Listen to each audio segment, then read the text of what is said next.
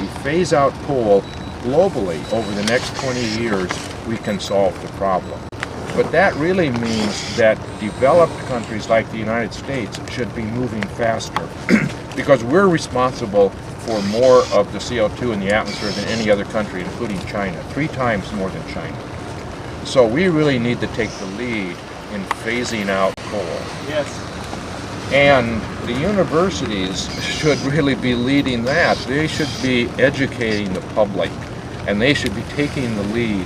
And so I think this is really such a great thing that the students have recognized how important this is, and they're putting pressure on the university. And it's great that the university is indicating that they are responding to this, and they're going to look at it, and we need to make, keep watching this process. And the students, I'm sure, are going to keep watching the process because it's very important to set an example and for the United States and phase us off this dirtiest fuel. Thanks. Thank you very much. Thank you. Thank you. Very good.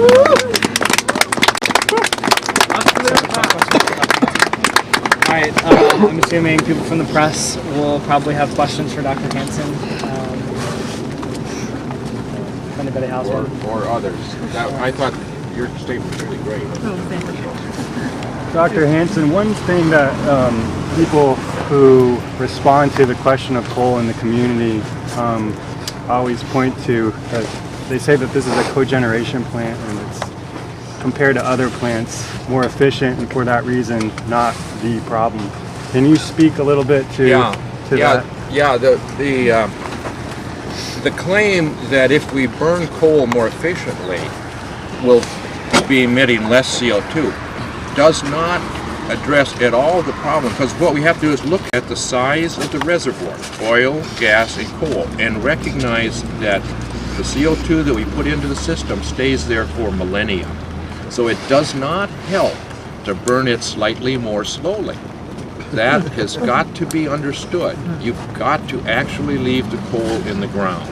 Now, in principle, you could say we're going to capture all of the pollutants and put them back in the ground. And you can't rule that out. That's the so-called clean coal idea. Well, it's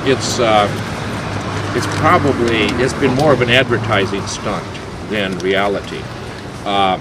If we let coal compete with the alternatives like wind and solar and even nuclear power, let them compete. And I think what will happen is it's so difficult to capture all the pollutants. To get the mercury and the arsenic, some of those things are very hard to capture. So I think, in fact, it's not likely that we will ever have a thing such as clean coal.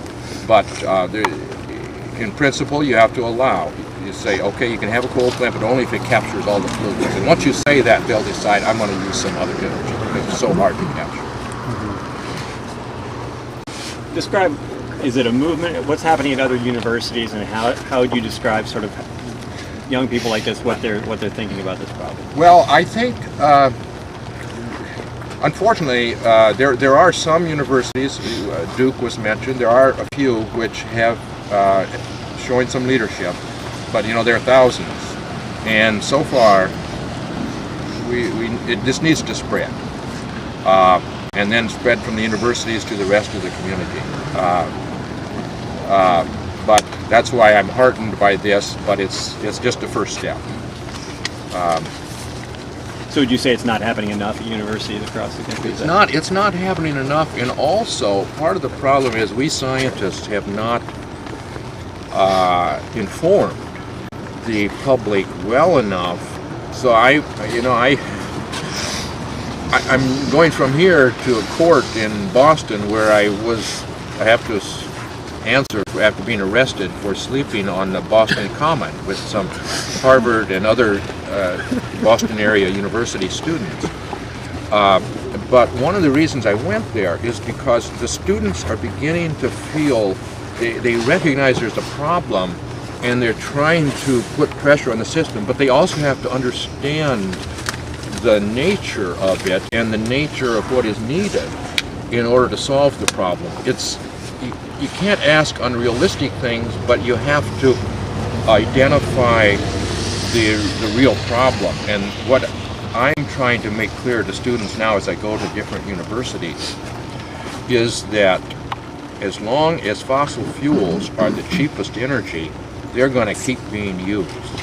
And so what governments really need to do is begin to put, and the reason fossil fuels are cheapest is because they don't pay for, they're actually subsidized in many cases, and they don't pay for the damage they do to human health. And I'm glad that you mentioned the human health, because it is a huge human health bill. All of that is paid by the public.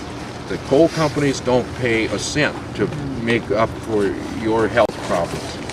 But there's also the problems it causes for the environment and for future generations. And the costs are going to be humongous, and yet those are not borne by the fossil fuel industry. So what we have to do is change the pricing of fossil fuels. We have to add a gradually increasing price to carbon emissions. And I argue that the way that this will be acceptable to the public and the way that it will work very effectively is if the money that is collected from the fossil fuel companies for this carbon fee should be distributed to the public. That way the public would have the money to stimulate the economy and to make their lifestyle and their practices more energy efficient and more carbon, less carbon intensive. So for a place like this, what, in your view, what's the best, most feasible alternative? The alternatives are energy efficiency, renewable energies, and in the places that will accept it, nuclear power. I think that if you look at the damage that has been done to humans and the environment by nuclear power, and compare that to what has been done by coal, you're talking several orders of magnitude. The safest large industry in the United States has been nuclear power. The number of people killed from nuclear power is negligible. The one accident, 3 Mile Island, the radiation that was released there is estimated during the lifetime of the people in that environment. It may increase the number of cancer deaths by 1. So that, and the exposure to radiation is comparable to that which you get from 2 cross-country, round-trip cross-country flights in an aircraft. So far it has been far safer than coal, but people don't notice coal. It's these black lumps or something we're used to. But they're very toxic. They have arsenic in them, mercury, and many toxic chemicals. Anyway, the alternatives are those, and we just have to phase out the coal rapidly. There are alternatives. Can I add to that, if you don't mind, that just as the Campuses Beyond Coal campaign with Sierra Club is calling for commitment from university decision makers, presidents, chancellors from Chancellor Thorp to make a commitment to stop burning coal, so we can open up a space for research and innovation into the best way of doing that. So we're not advocating for any specific solution. And right here in the Research Triangle, we've got a lot of brilliant minds with respect to renewable energy here. So we're